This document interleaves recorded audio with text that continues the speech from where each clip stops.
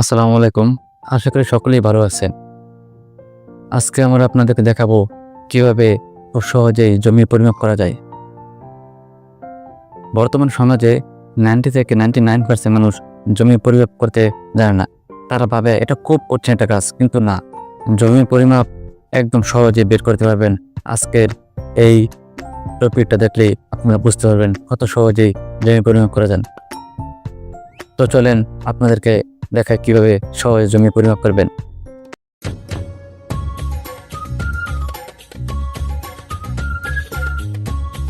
তা আপনাদেরকে খুব সংক্ষেপে বোঝানোর জন্য আমি আগেই একটা কাল্পনিক জমি এঁকে রেখেছি। এখন এটা সলভ করে আপনাদের দেখাবো কীভাবে জমির পরিমাপ করতে হয়।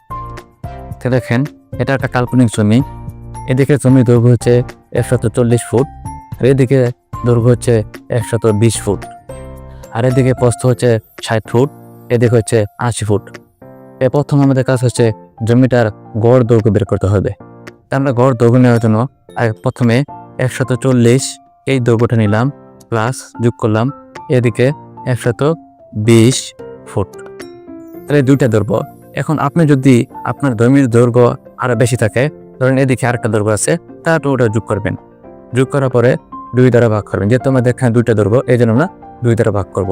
তারা যোগ করে দেখেন, আমি একটু ক্যালকুলেটরে হেল্প নিতেছি। প্রথমে 140 প্লাস 120, তাহলে 260। তাহলে আমাদের দৈর্ঘ্য কয়টা? এখানে একটা দৈর্ঘ্য, এখানে একটা দৈর্ঘ্য, দুইটা দৈর্ঘ্য যেহেতু, তাহলে 2 দ্বারা আমরা ভাগ করব। 2 দ্বারা ভাগ করলে আমাদের রেজাল্ট আসতেছে 130। তাহলে 130 পেলে আমরা এই জমিটার গড় দৈর্ঘ্য। এটা হচ্ছে ফুট, 130 ফুট। এখন আমরা দেব গড় প্রস্থে। তাহলে এদিকে আছে প্রস্থ 80 ফুট, প্লাস এদিকে আছে প্রস্থ 60 ফুট। তাহলে 80 আর 60, এত দুইটা দৈর্ঘ্য আমরা যোগ করি। 80 যোগ 60, 140। এখন দেখেন, এখানে মোট দৈর্ঘ্য মোট প্রস্থ আছে কয়টা? একটা, দুইটা। তাহলে আমরা ভাগ করবো কয়টা? 2 দ্বারা ভাগ করে নিলাম। এখন 140কে আমরা 2 দ্বারা যখন ভাগ করি, তখন আমাদের রেজাল্ট আসতেছে 70। আমরা গড় দৈর্ঘ্য পেয়ে গেলাম, গড় প্রস্থ পেয়ে গেলাম। এখন আমাদের প্রয়োজন জমির ক্ষেত্রফল। তাহলে এটা হচ্ছে ফুট। জমির ক্ষেত্রফল বের করার জন্য গড় দৈর্ঘ্য এবং গড় প্রস্থ গুণ করতে হবে। তাহলে আমরা গড় দৈর্ঘ্য পেলাম 130 ইন্টু গড় প্রস্থ পেলাম আমরা 70। এটা হবে বর্গ ফুট।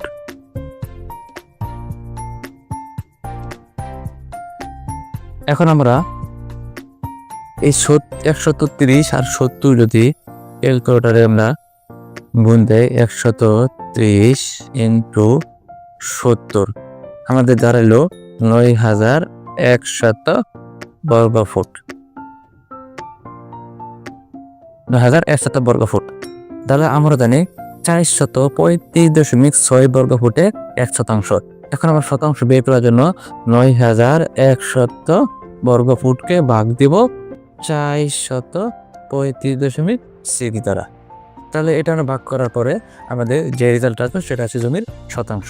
তাহলে আমরা ভাগটা করি, ভাগ 435.6, রেজাল্ট আসতেছে 20.89 শতাংশ। এখন শতাংশ থেকে আপনি কাটা থেকে যেমন আমরা জানি 720 বর্গ ফুট সমান 1 কাটা। তাহলে আমরা মোট জমি কত রুপি পেয়েছিলাম? 9100 বর্গ ফুট ভাগ 720। তাহলে আমাদের কাটা দাঁড়াইতেছে 9100 ভাগ 720। তাহলে 12.63 কাটা। এটা হলো আমাদের জমির মূল ক্যালকুলেশন। তাহলে আমরা এখানে মোট জমিন পেলাম 9,100 বর্গফুট, এক একটাকে জমির শতাংশতে ভাগ করে পেলাম আমরা 20.89 এবং এটা কাটা পরিমাপ করে ফেলাম যে 12.63 কাটা। আশা করি সকলে বুঝতে পারছেন। পরবর্তীতে আপনাদের 3 কোণা জমিন, 6 কোণা জমিন এবং কি 8 কোণা জমিন কেন বের করতে হয় সেটুকু আপনাদের জানার ইচ্ছা থাকলে কমেন্টে জানাবেন। আমি ওই রকম জমির পরিমাপ দেওয়ার চেষ্টা করব। আশা করি সকলেই বুঝতে পেরেছেন। ধন্যবাদ।